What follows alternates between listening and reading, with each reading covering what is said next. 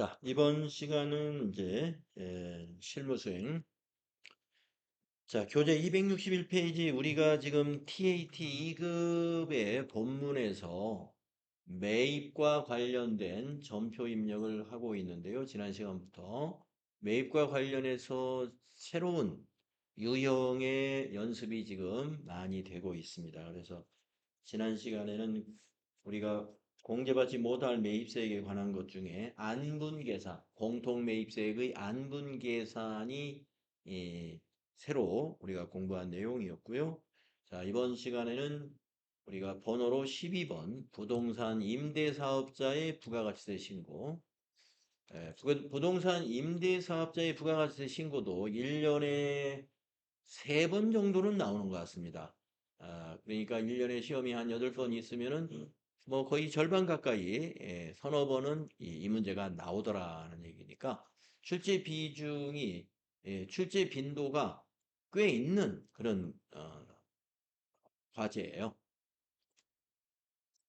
자, 부동산 임대 사업자 부가가치세 신고 때 우리가 작성하는 부속 서류가 부동산 임대 공급가액 명세서라고 하는 건데요. 이걸 통해서 간주 임대료를 우리가 계산하고 이렇게 하는 것이다라고 지난 시간 끝날 무렵에 여러분에게 살짝 이 부분을 얘기했었는데요. 한번 읽어보겠습니다. 부동산 임대 용역을 제공하는 사업자는 부동산 임대 용역의 공급 내역을 상세히 기록한 부동산 임대 공급가액 명세서를 부가가치세 신고 시 제출해야 하며, 그래서 부동산 임대 공급가액 명세서는요, 임차인하고 체결한 그 임대차 계약서, 부동산 그 계약서 있잖아요. 그 계약서 내용을 그대로 입력한다고 보시면 돼요. 그래서 그걸 부가세 신고 때 제출합니다. 그러면 이제 세무서에서는 부가가치세가 성실히 신고되었는지, 임대사업자가 계약된 내용만큼 잘 누락하지 않고 신고가 되었는가를 판단하고요. 또 보증금에 대하여 간주 임대료 계산도 적정하게 되었는지를 확인하게 됩니다. 자, 간주 임대료 계산 방법이라고 되어 있는데 우리가 계산을 하라는 문제는 나오지는 않아요. 원리만 알고 가면 되겠고요. 프로그램에서 계산을 해주게 됩니다. 부동산 임대 용역을 공급하고 전세금이나 임대보증금을 받은 경우에는 금전 이외의 대가를 받은 것으로 본다. 예, 돈을 받지 않았지만 그 외에 대가는 받았다. 왜냐하면 전세금이나 임대보증금을 가지고 있다가 그게 목돈이잖아요. 가지고 있다가 계약기간이 만료되면 돌려주죠. 보관하고 있다가 돌려주는데 그 가지고 있는 동안에 어떤 대가를 받은 것으로 보겠다 이거예요. 그래서 거기에 대해서 부가세를 과세하는데 산식에 의해서 계산한 금액에다가 부가가치세 이것을 부가가치세 과세 표준으로 하고 이를 통상 간주 임대료라고 부르고 있습니다. 그러니까 간주 임대료는요. 우리가 무슨 계산을 하는 거냐면 이자 계산하는 거예요. 이 공식이 이자 계산하고 똑같아요. 자, 만약에 보증금이나 전세금 5천만 원을 받았다고 한번 봅시다. 그러면 전세금이나 보증금을 곱하기 365, 윤년의 경우는 366분의 대상 기간 일수. 이건 뭐냐면 과세 기간 동안에 며칠이 지났느냐 보는 거예요. 그러니까 일수를 계산하는 겁니다. 그래서 보증금 곱하기 경과한 일수 곱해가지고 365분의 일수 곱해서 이자율을 적용해요. 이 이자율은 기획재정부령으로 정해줍니다. 이자율을. 그 이자율을 적용하면 되는데 기획재정부령에서 정할 때는 어떤 기준으로 정하고 있냐면은 과세기간 종료일 현재 계약기간 1년 만기 정기예금 이자율을 적용해줘요. 예. 그래서 부가세 신고할 때마다 바뀌는 경우는 이자율 변동이 많을 때는 바뀌고 있어요. 그러나 이자율 변동이 그렇게 많지 않으면 우리가 지난 부가세 신고했던 거 그대로 적용하면 되겠고요. 그래서 과세기간 종료일 현재의 예, 간주 임대료 적용 이자율이 어떻게 되는지는 우리가 찾아서 하시면 되고 시험에서는 몇 %다라고 알려줍니다. 자, 수시로 변동될 수 있다. 이자율 변동이 시중에 이자율 변동이 심할 때는 여기도 수시로 변동이 일어납니다. 자, 그러면 임대 사업자의 부가가치세 신고를 할 때는 월세나 이런 걸 받으면 세금계산서를 발행해 주면 되죠. 물론 임대 사업자가 간이 과세자라면 세금계산서 발행을 안 하겠지만 임대 사업자가 일반 과세자이다 그러면 세금계산서 발행을 합니다. 월세를 받고 나서.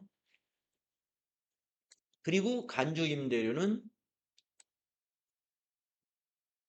부가세 신고할 때 세금계산서 발행한 거는 11번 과세 매출로 유형을 선택하면 되지만 간주 임대료를 신고할 때는 증빙이 없잖아요. 그래서 건별 매출을 이때도 써요. 건별 매출. 우리가 건별 매출을 이 앞에서 그 메인 말고 매출할 때 건별 매출 기억나시죠? 건별 매출. 그래서 그때 뭐를 했냐면은 그 사업상 증여에 관한 거 하나 했을 거예요. 우리가 제품을 그 거래처에다가 증여했다라는 거 하나 했었습니다. 그래서 타개정 대체거래, 접대비 처리하고 대변의 제품. 그거 할 때 여러분 건별로 했었죠. 건별. 자, 이것도 이 간주 임대료는 건별로 유형을 선택해서 입력을 합니다. 자, 그래서 수행과제 한번 보겠습니다. 수행과제는 부동산 임대사업자의 부가가치세 신고다. 다음 자료를 참고하여 거래자료를 메인 매출전표 입력 메뉴에 입력하고 부동산 임대 공급가액 명세서 작성 및 관련 회계 처리를 하고 부가가치세 신고서 작성을 수행하시오. 본 문제에 한하여 부동산 임대업을 겸업하고 있고 우리 회사가 이제 3일전자인데 우리 회사는 그 컴퓨터를 제조하는 회사라고 되어 있잖아요. 자, 이 문제를 할 때는 컴퓨터 제조도 하고 부동산 임대업도 하고 이렇다고 가정을 하자 이런 얘기입니다. 정기예금 이자율은 그래 이제 여기 업종 코드라는 것은 나중에 그 부가가치세 신고에 과표에 가면은요 그 업종을 추가할 수가 있어요. 거기에다가 701201로 추가 하라는 지시는 없습니다만은 이 과세표준 명세의 업종 코드 이걸로 한번 우리는 표시를 해보겠습니다. 하고 정기예금 이자율은 3.1%로 가정하며 예, 요즘에는 아마 3.1% 아닐 것 같습니다만은 정기예금 이자율이 지금 3%가 미처 안 되는 걸로 알고 있는데 요때는 이제 3.1% 로 가정을 하고 동 입력은 생략합니다라고 했습니다. 동이라는 것은 우리가 이 주소를 동이라고 생각하시면 돼요. 효자동, 뭐 창전동 이런 등. 또한 전자세금계산서 관련 거래는 전자입력으로 입력하기로 한다. 자, 사무실 월세계약서 임대인이 가지고 있는 이 월세계약서 보증금 5천만 원에 월세 100만 원 이렇게 하고 간주 임대료는 임대인이 부담한다. 이런 것도 우리가 체크를 해볼 수가 있습니다. 자, 간주 임대료는 실제로 이렇게 주고받는 임대료가 아닌데 만약에 이거를 임차인이 부담하기로 한다 그러면 실제로 주고받는 거예요. 예. 그러니까 임대인이 부담하기로 한다 해놓으면은 임대인은 받지 않고 자기가 세금을 내는 건데 만약에 임차인이 부담하기로 한다 간주 임대료를 그러면은 간주 임대료에 대한 부가세를 말하는 거예요. 간주 임대료에 대한 부가세를 임대인이 부담한다 하면은 임대사업자의 그 부분을 세금과 공과금으로 처리합니다. 그런데 임차인이 부담하기로 한다고 여기 특이하게 넣어놓잖아요. 그러면은 임차인한테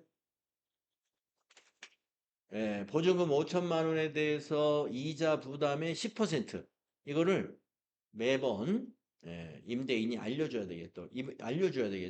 이번에 부가세가 간주 임대에 대해서 부가세가 5천 원 나왔으니까 5천 원 송금해 주세요. 또는 8천 원 나왔으니까 8천 원 송금해 주세요. 이래가지고 송금을 받아서 회계 처리해야 되겠죠. 그러면 송금 받으면 보통예금이에요. 그래서 임차인이 부담하기로 했다라고 문제는 임대인이 부담한 것보다 좀 덜 나옵니다.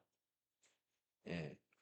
임대인 부담이 많아요. 그래서 임대인이 부담한다 하면은 여러분 세금과 공과금이다. 이게 기억해 주시고 임차인이 부담하기로 했다라고 하면은 임차인한테 보통예금으로 계좌이체 받았다.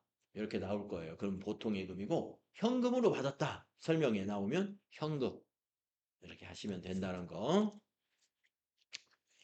자, 그래서 여기 이 계약서에서 우리가 챙겨봐야 되는 것은 주소, 몇 호, 보증금, 월세, 간주 임대료를 누가 부담하기로 했는지, 그리고 여기는 이제 부동산 표시도 있지만 임차인의 정보도 있어요. 임차인 내용도 확인해 가지고 우리가 입력을 하게 됩니다. 자, 그 다음 증빙이 하나 있는데 세금 계산서잖아요. 9월 임대료를 9월 10일 날 받았네요. 그리고 100만 원 받고 부가세 포함해서 110만 원 받고 세금 계산서를 발행했군요. 현금으로 받았네요. 네. 자, 그러면은 무엇을 먼저 할까요? 요 세금 계산서 건을 먼저 처리할까요? 자, 세금 계산서 월세 자료를 먼저 입력할까요? 자, 회계 메뉴에 가셔서 메인 매출 전표를 가겠습니다. 자, 세금계산서 월세 자료를 먼저 입력하죠. 날짜가 9월 10일이네요. 9월 10일. 유형은 세금계산서 발행한 것은 다 11번이죠. 우리 회사가 임대사업을 겸하고 있습니다. 지금. 자, 품명에는 9월 임대료.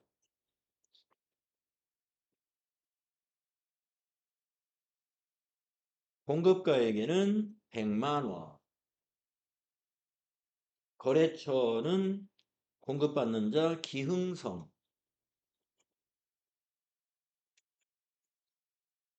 전자세금계산서를 발행했으므로 1번 전자 입력해 주라 그랬어요. 아까 문제 지시에서. 보니까 현금으로 우리가 받았네요. 분계를 현금 분계하면 되겠습니다. 그러면은 입금전표 분계가 됐어요. 차변에 현금이 110만 원, 대변에 부가세 예수금 10만 원, 제품 매출을 고쳐야죠. 우리가 컴퓨터 파는 게 아니라 임대 사업에 소득이 발생한 거예요. 그러면 제품 매출이 아니라 임대료 수익으로 봐야 되겠는데요. 자, 코드에다가 임대 한번 넣어볼까요? 그러면은 임대료 수익이라고는 안 돼 있지만 임대료가 400번대로 되어 있는 거 있죠? 예, 요 400번대가 영업소득이에요. 영업소득. 그러니까 임대료가 영업소득이 아닌 임대료도 있습니다. 그 뭔 말이냐면은 만약에 삼일전자가 이 부동산 임대업을 겸업하고 있지 않은 상태로 우리 회사에 빈 사무실이 하나 있어가지고 임대를 줬다.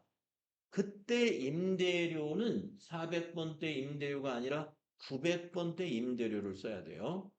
900번대 임대료는 뭘 의미하느냐면 영업 외 수익이라는 것입니다. 네. 영업의 수익으로 보는 임대료는 임대 사업자가 아닌 사업자의 임대료 수익이 영업의 수익이에요.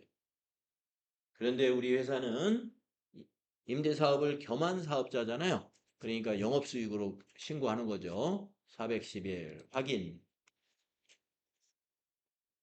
영업 수익으로. 손익계산서의 제품 매출 밑에 임대료가 나타날 거예요. 이렇게 고쳐주면 되겠습니다.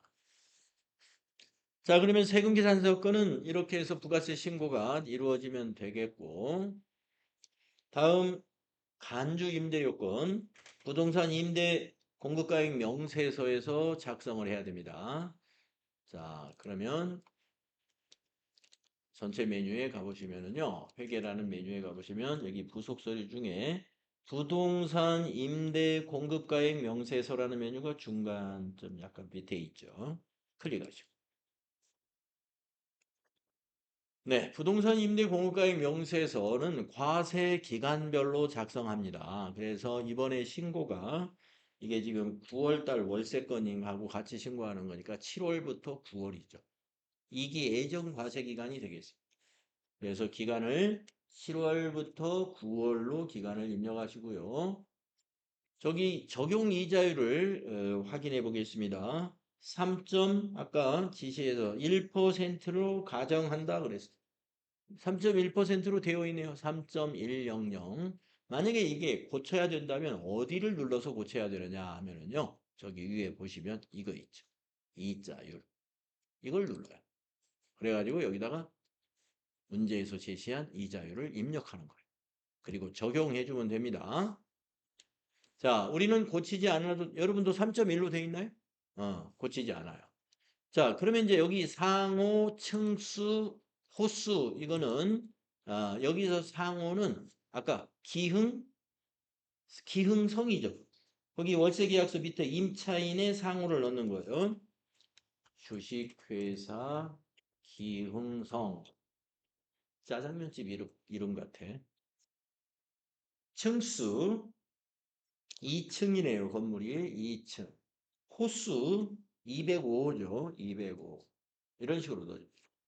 공에다가는 이제 보통 주소를 입력하는데 생략하라고 그랬으니까 비워두시고 오른쪽으로 등록사항을 입력하는데 이 등록사항은 이 기흥성의 사업자 등록번호를 말합니다. 네, 사업자 등록번호가 세금계산서에도 있고 그 다음에 월세 계약서에도 있습니다. 106 81 35219 주민번호 없죠. 면적은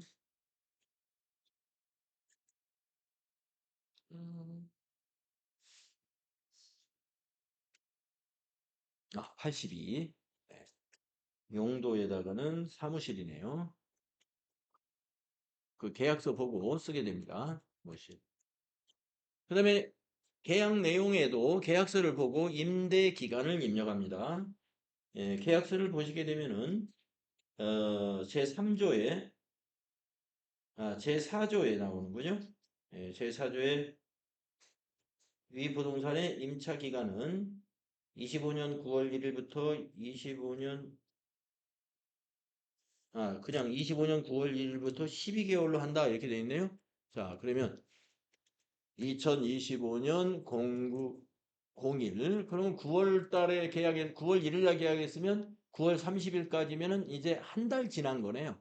그러면 이제 간주 임대료가 5천만 원에 한 달치 이자가 계산되겠네요. 자, 12개월이면 한 2026년 08 31일까지로 기간을 입력하면 되죠. 자, 보증금에다 5천만 원 입력하면 됩니다. 월세에다는 100만 원을 입력하면 됩니다. 관리비는 계약서상에 봤을 때 없으니까 입력을 안 하겠습니다. 네, 밑에 임대 수입금액 경과 날짜가 30일 나오죠. 요 9월 1일로부터 30일치 임대 수입이 발생했다 이거예요. 네. 어떻게 발생했냐면 12만 7,397원하고 월세 100만 원하고 월세 100만 원의 부가가치세 신고는 아까 전표에 입력됐죠? 그럼 뭐만 입력하면 돼요? 요 간주 임대료 이 것만 이제 입력하면 됩니다. 월세는 아까 먼저 입력했어요. 100만 원에 부가세 10만 원. 그러면 요 간주 임대료에도 10% 부가세. 예. 계산해서 신고를 해야 됩니다. 자, 여기 있는 간주 임대료나 밑에 있는 보증금 이자가 현재는 같습니다는 밑에는 합계예요, 합계. 만약에 계약 건수가 우리가 이번 9월에 신고할 때 계약 건수가 5건이다 그러면 1, 2, 3, 4, 5 여기까지 다 작성을 해야 되겠죠? 예, 다 5건의 계약이 있다 그러면 여기 합계는 이제 달라지죠. 이걸 하나하나 눌렀을 때는 여기 이걸 봐야 되고 전체를 볼 때는 밑에 보셔야 돼요. 그러니까 여러 건이다 그러면은 간주 임대료 전표 입력할 때 여기 있는 합계를 가지고 해야 됩니다. 자, 시험에서는 보통 한 건, 어떤 땐 가끔 2건도 문제를 내기도 해요. 자, 그러면 우리가 요 12만 7,397원이 뭐가 돼야 되냐면은 공급가액이 돼야 돼요. 그런데 우리가 건별 매출 유형으로 입력을 해야 되거든요. 이게 증빙이 없는 것이기 때문에. 근데 건별 매출은 신용카드처럼 뭔가요? 공급가액에다가 공급 대가를 입력하도록 되어 있어요. 그러니까 미리 계산기로 계산을 해가지고 가겠습니다. 자, 12만 2,397원, 12만 7,397,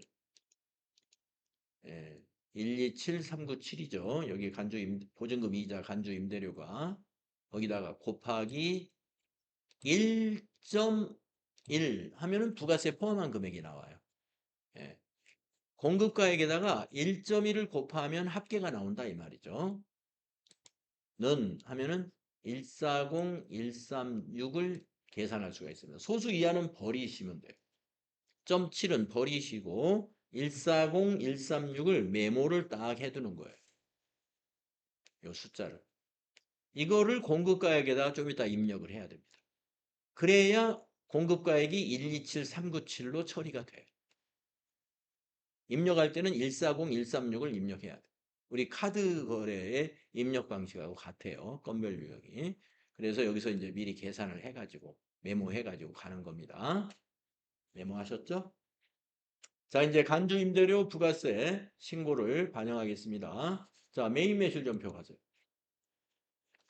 메인 매출전표 가셔가지고 날짜는 이 간주 임대료는 과세기간 종료일로 전표를 입력해요. 그러니까 9월 30일이 되겠죠. 9월 30일.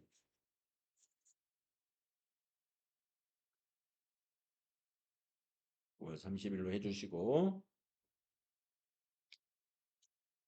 자, 유형.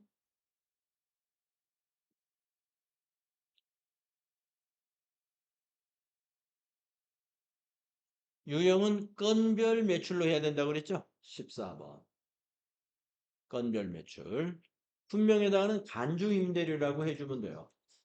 간주 임대료를 신고한다. 수량하고 단가는 지나가시고 공급가액에다가 아까 메모했던 그 합계 메모 1.1 하는 거 있죠? 140, 136을 여기다 입력하고 그러면 공급가액이 127398로 바뀝니다. 그리고 부가세 계산됐고요. 뒤에 합계가 140, 137 이렇게 나오죠. 응? 140, 136인데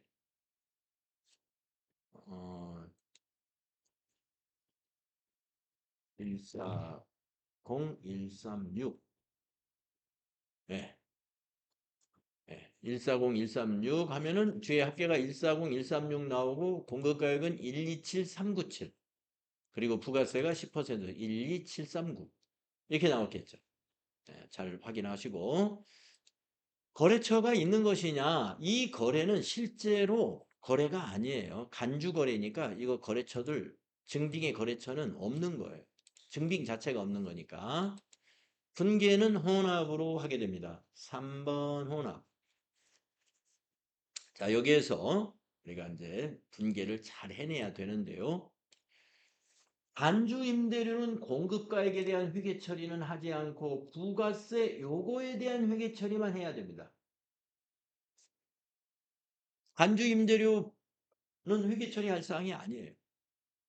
부가세만 회계 처리한다. 그래서 대변의 부가세 애수금이고 이 부가세 애수금을 회사에 우리 임대인이 부담하기로 하면 세금과 공과금으로 회계 처리해야 된다고 아까 말씀드렸죠? 그래서 차변을 자 3번 차변 두 번째 줄을 바꾸는 거예요. 두 번째 줄을 3번 차변으로 바꾸고 세금과 공과금 800번대를 이용하면 됩니다. 817번. 그리고 금액을 부가세 금액으로 입력해야 돼요. 12739. 세키. 요렇게. 자, 간주임대료의 밑에 분계는 부가세만 분계한다. 공급가액은 회계 처리하지 않는다는 것을 꼭 기억하십시오.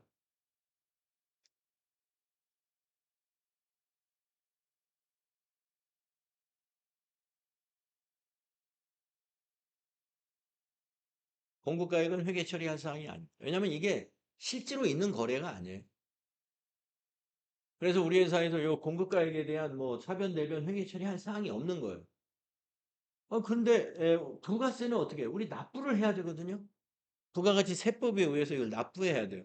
그럼 납부하려면은 자산 감소나 이런 것들이 발생하잖아요. 비용 발생이나 이런 게. 그래서 차변에 이걸 무슨 비용으로 하냐면은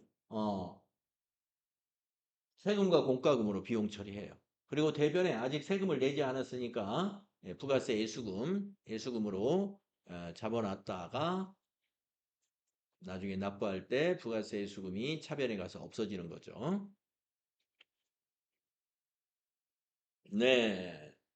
그래서 이 간주임대료 관련한 이 회계 처리 메인 매출전표에 14번 건별로 입력해가지고 밑에 이 회계 처리하는 거고 요거 아주 중요한 겁니다. 뭐 TAT 2급 시험에 자주 나오기 때문에 중요하다고 볼 수가 있어요. 이렇게 하면 여기 주어진 자료에 대한 부가세 신고 관련된 것과 그 다음에 다 이제 다 되었어요. 자, 근데 아까 그 업종 코드가 701201이다 하는 것을 한번 정리를 해보면 아까 그 100만 원 있었잖아요. 100만 원에 10만 원 부가세 월세 받은 거하고 그거를 수익으로 영업수익으로 정리를 하는데 그걸 한번 업종 코드를 한번 반영을 해볼까요? 자, 전체 메뉴 가셔가지고 부가가치세 신고서로 들어가 보겠습니다. 부가가치세 신고서에만 반영을 해주면 돼요. 7월부터 9월로 작성을 새로 해보세요. 실제 시험에서는 여러분이 이것을 반영하시오라는 실무수행 지시가 없으면 안 해도 됩니다.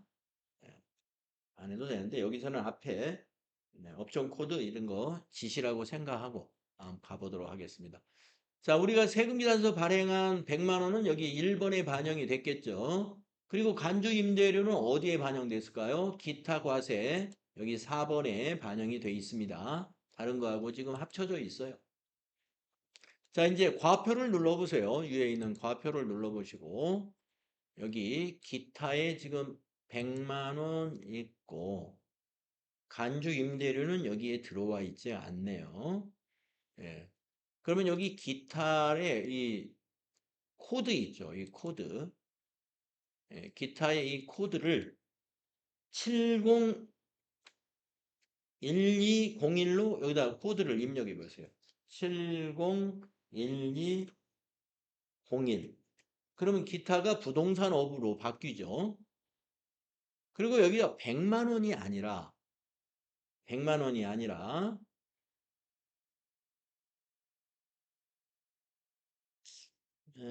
관주 요거는 실제 수익 금액이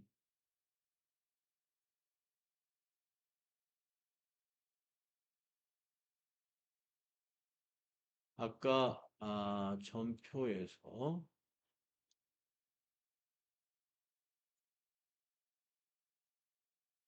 잠깐만요. 제가 아까 간주 임대료 한번 전표 한번 보겠습니다. 예.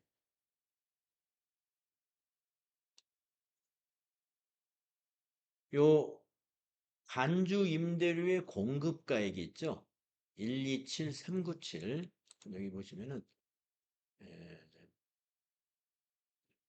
부동산 임대업에 112만 7,397원을 반영하잖아요. 네. 자, 우리도 부가세 신고서에 다시 가셔서 여기다가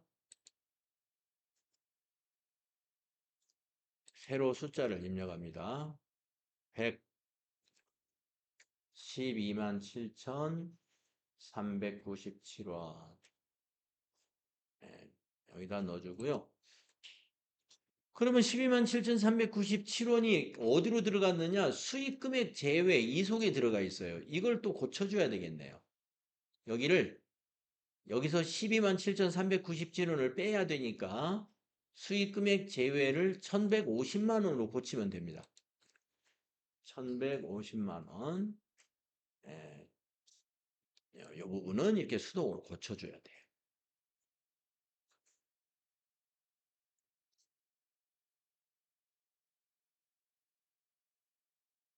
그래서 업종이 한 개가 아니고 두 개 이상일 때 이런 제조업 또는 부동산업 이런 게 겸업을 했을 때는요. 부가세 신고 때 이 앞에서 고칠 사항은 없는데 과세표준 명세에서는 이렇게 좀 고쳐줘야 됩니다. 수익금액 제외는 뭐냐면요. 우리가 그 과세 표준으로 신고는 하지만 매출액이 아닌 것을 수익금액 제외라고 하는데 대표적인 게 고정자산 매각거래. 예, 고정자산 매각거래가 수익금액 제외. 자, 그러면 확인해 주시면 되겠습니다.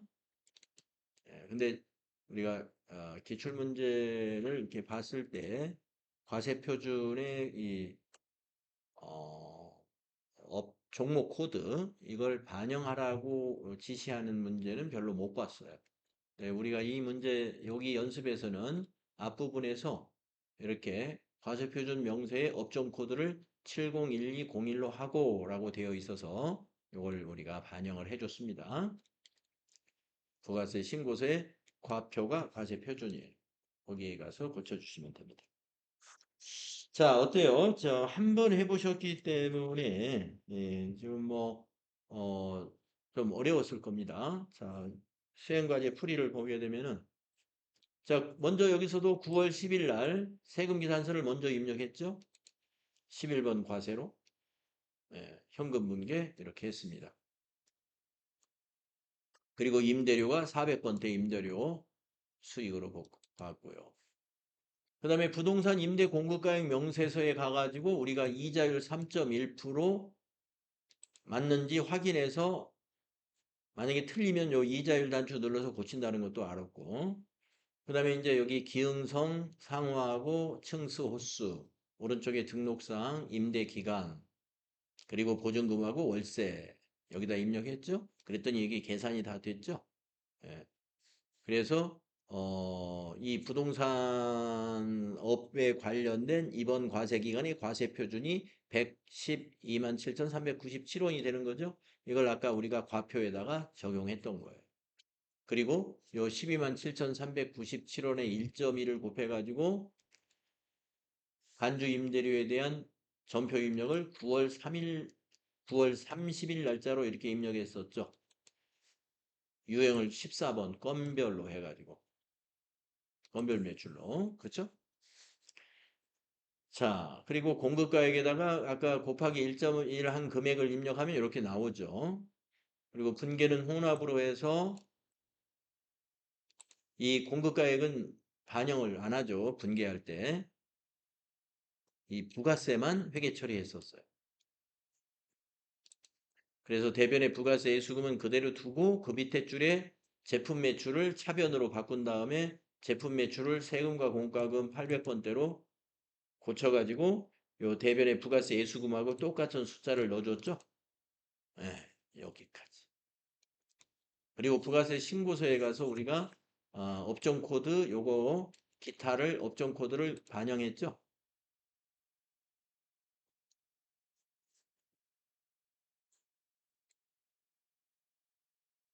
그래서 이거 고쳐주고 밑에 지금 수익금액 제외란에 그 포함이 된 거 12만 7천 397원을 뺀 금액으로 이걸 밑에 것도 고쳤죠. 네. 이렇게 하시면 되겠습니다. 아, 네. 좀 복잡스럽죠? 근데 여러분이 이제 뒤에 우리가 이제 앞으로 이제 1월 달이 거의 다 가요. 오늘이 벌써 28일이면 내일이면 이제 다 가는데 사실상 이제 본문이 다 끝납니다. 본문이 다 끝나고 본문이 뭐 내일쯤에서 본문이 다 끝날 수도 있을 것 같아요. 그러면 이제 2월 달은 여러분 기출문제로 들어가겠네요. 2월 달에 기출문제. 그래서 이제 2월의 셋째 주는 구정 연휴라서 수업이 없고 2월 둘째 주, 첫째 주, 둘째 주, 셋째 주 이렇게 기출 문제를 잘 준비해서 여러분이 2월 말에 시험 보시는 2월 말에.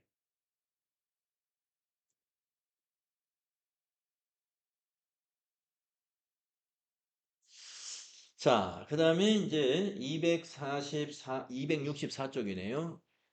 의제 매입세 공제 대상자의 부가가치세 신고입니다. 이것도 시험에 잘 나와요. 방금 했던 임대사업자하고 지금 하는 의제 매입세 공제 대상자 요 두 가지가 시험에 잘 나오는데 어려운 문제예요. 이 두 개가 다. 예. 그래서 이 TAT 2급 시험은요. 여러분이 이제 기출 문제를 보시면 알겠지만 고비가 어디가 고비냐? 부가세의 요 3번과 4번이 고비예요. 실무 수행에서는 나머지 굉장히 쉬워요. 나머지 굉장히 쉽다고 보시면 돼요. 다만 이론 공부가 잘 되신 분. 이론 공부가 잘 안 되신 분은 이론 10문제가 너무 힘들어요, 또. 예. 이론은 잘 준비됐다는 전제에서는 실무 수행에서는 부가세 3, 4번만 잘 고비를 넘기면 됩니다. 그 부가세 3, 4번에서 어려운 문제로 나오는 게 지금 하는 의제매입세 공제 대상자의 문제가 나오거나 그 앞에 부동산 임대사업자의 간주임대료 관련된 문제가 나오고 네. 또 하나 더 있겠군요. 안분계산, 정산, 재계산 예. 이 문제가 나오거나 하면은 조금 어려운 게 나오기 때문에 나머지는 그냥 쉽습니다. 자, 의제매입세 이론 때 여러분들 의제매입세액에 대해서 개념은 잡혔죠. 의제매입세액의 개념은 그렇습니다. 면세 농산물이나 축산물, 임산물을 원재료로 해 가지고 과세 재화를 공급할 때 부가세를 계산하면은 매출에는 부가세가 전부 반영이 되는데 매입에서는 면세 원재료다 보니 매입 부가세가 없어요. 그것으로 인해서 부가세 부담이 크게 느껴지는 부분을 다소라도 해소시켜주기 위해서 매입세액을 어느 정도 면세 매입 금액을 기준으로 어느 정도 인정을 해주는 겁니다. 그래서 의제하여 매입세액을 인정한다. 공제해준다. 원래 매입세액이 없는데 의제해서 매입세액을 공제해주는 그런 제도입니다. 그래서 이 제도를 이용하는 사업자 하면은 우리가 식품 같은 거 이런 것을 만드는데 농산물, 축산물, 수산물을 원재료로 해서 만드는 회사 시험에 자주 나오는 회사가 통조림 제조회사 아니면 식당 운영하는 회사 이렇게 두 가지로 많이 나와요. 식당을 운영하는 회사니까 법인 식당이에요. 법인 식당 아니면은 이제 법인 통조림 제조 공장. 자, 필요 지식 한번 읽어보겠습니다. 사업자가 부가가치세가 면제되는 농산물, 축산물, 수산물, 임산물 등 원재료를 공급받아서 이를 제조 가공한 재화 또는 용역이 과세되는 경우에는 그 원재료 가액의 일정 금액을 매입세액으로 공제받을 수 있으며 이를 의제 매입세액 공제라고 한다. 매입세액으로 공제받기 위하여는 부가가치세 신고 시 의제 매입세 공제 신고서를 제출해야 돼요. 그리고 계산서 합계표, 신용카드 매출전표, 수령금액 합계표를 제출해야 돼요. 그러니까 뭐냐면 면세 농산물, 축산물을 샀다는데 그 샀다는 증빙이 있어야 된다 이거예요. 증빙이. 예.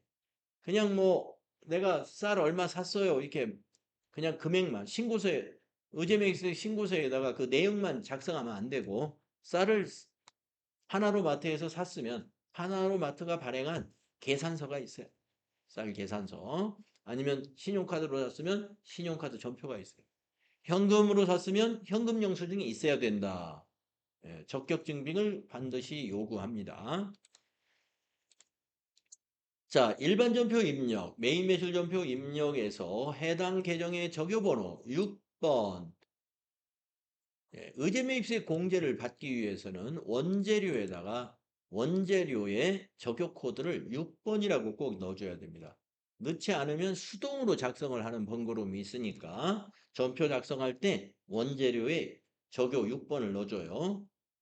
예, 그것이 의제매입세 원재료 차감이라는 적요입니다. 이걸 넣어주면은요, 자동으로 뭐가 작성되냐면은 의제매입세 공제신고서에 자동 작성이 됩니다. 그리고 이제 의제매입세 공제신고서에 가서 제대로 반영됐는지 보고 반영이 안 됐으면 추가하거나 또는 뭐가 잘못됐으면 거기서 수정이나 추가는 물론 가능합니다. 자, 이러한 내용입니다. 이러한 내용을 우리가 할 거예요. 의제 매입세 관련한 이런 공제율이나 또는 한도 금액이 있다는 것은 여러분 이론 때 우리가 체크해 봤었죠. 예, 이론 때 체크했었고 제가 여러분에게 아마 공제율 2개는 외워야 될 겁니다 라고 한 게 시험에 나오는 법인 음식점 106분의 6이라는 공제율 이것과 그 다음에 시험에 나오는 중소제조업 104분의 4 요 두 가지의 공제율은 외워두셔야 돼. 기억해 둬야 돼요. 기억해 둬야 이제 의제매입세 공제신고서에 보면은 공제율이라는 항목이 이렇게 목록 단추로 돼 있어요. 그래서 106분의 6이나 104분의 4 이렇게 선택을 해줘야 된단 말이에요. 예. 아마 기본값, 디폴트는 이걸로 돼 있을 거예요. 예, 식당으로 문제가 나오면 이걸 바꿔줘야 되니까 알고 있어야 된다. 네. 공제 계산과 한도 계산 하는 것이 있습니다. 자, 근데 여기가 있네요. 농어민으로부터 직접 공급받은 경우. 자, 아까 제가 말씀드리기를 의제매입세 공제를 받으려면은 계산서, 신용카드 매출전표, 현금 영수증을 꼭 수취해서 제출해야만이 공제받을 수 있는 대상이 된다 그랬어요. 자, 그런데 농어민이라는 건 농민이나 어민을 말할 텐데 농민이나 어민이 사업자가 아닌데 어떻게 계산서를 발행하고 카드 전표를 못 발행하죠. 그러면 농민이나 어민으로부터 샀을 때는 구매 계약서 같은 예, 그 공급자의 인적사항이 있는 공급자의 인적사항이라는 건 농민의 인적사항을 말해요. 이름, 주민번호, 연락처 이런 게 인적사항이죠. 세무서에서 해볼 만한 그 자료가 있는 거. 그걸 기재한 어떤 그 매매 계약서를 써야 돼. 그런데 농민으로부터 어민으로부터 받은 거 구매 계약서를 인정해 주는 것은 제조업만 인정을 해줘요. 제조업. 예, 그래서 가로 속에 보면은 음식점 업자는 제외한다. 음식점 일반 과세라고 했습니다마는 그러면 간이과세자는 해준다는 얘기냐? 간이과세 음식점은 간이과세자는 이 의제매입세 공제 자체를 못 받아요. 아무도. 간이과세자는 해당이 없고 우리가 일반 과세 음식점은 의제매입세 공제 받을 수가 있어요. 그러나 제조업처럼 농민이나 어민으로부터 직접 산 구매 계약서를 썼다 하더라도 공제받을 수가 없습니다. 그러니까 음식점 하는